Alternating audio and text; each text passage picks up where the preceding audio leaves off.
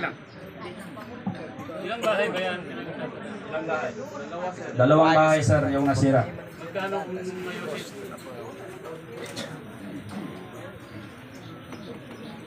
Ewan ko lang po yan. Tinumungay ko sa panahon namin.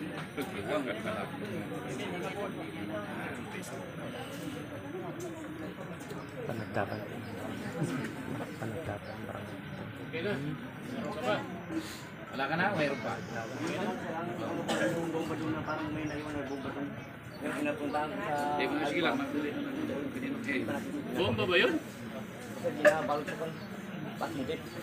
Tinitingnan mo, wala namang wire. Parang ganun daw. Parang ano lang. Panakot. Parang kung planted lang yan. Paano mo?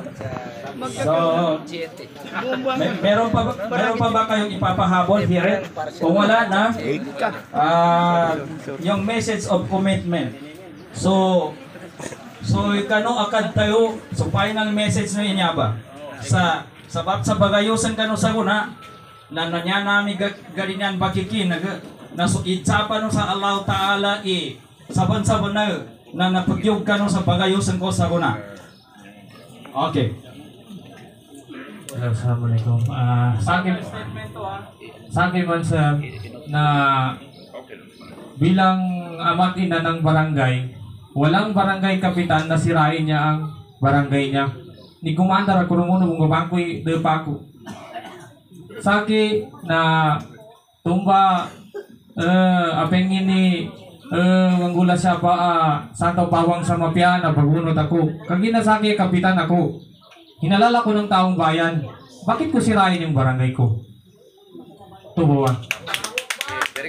So sabi niya, wala daw isang leader na siya mismo yung sisira sa kanyang nasasakupan. So dahil inaayos tayo ngayon, siya ay sasang-ayon sa ngalan ng kapayapaan, sa ngalan ng Islam. Sa kadato.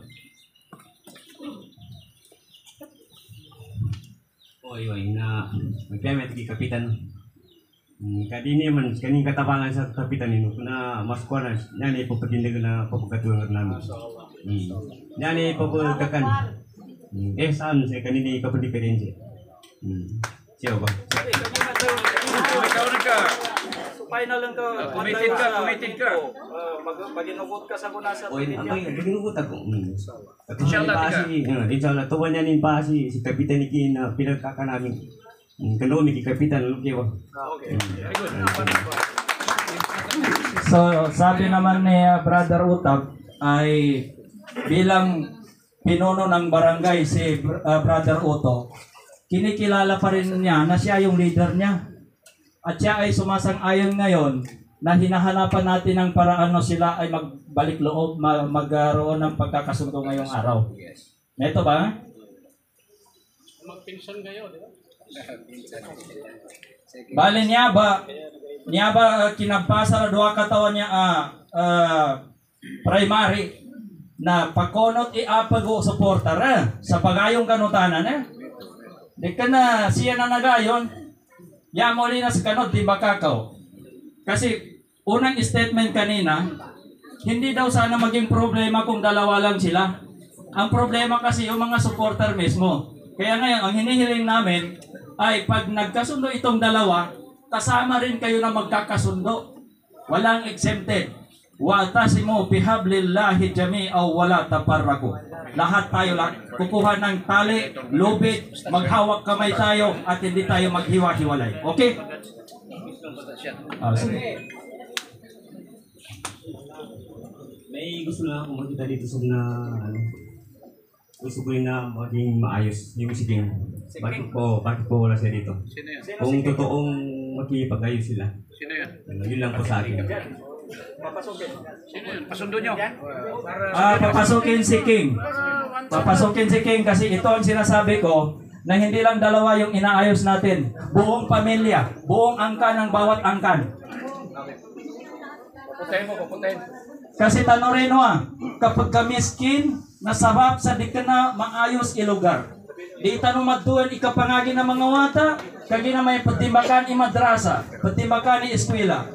makapasa ni katimba ka, may erita no pagkapawurpi mga wata kapag karayon sa tiugan. Bali na aning kinagraduate man ang inanggampo sa grade, ug yararabon tayo mong utok. Nangito kung saan ang tol pansag katimba ba agang guwa, ikatimba ka. Okay, sige, sige. So, gaano kalayo yun si ano? Sige, King. Okay. Very good. Kasi lahat dito, lahat ng involved. Kung mayroon ka rin hinahanap sa kabila, pwede mong i-request. Baka mayroon isa dito na hindi na isama sa usapin. Yes, sir, kapatid niya. Nandiyan lang sa likod dyan, pinapunta na.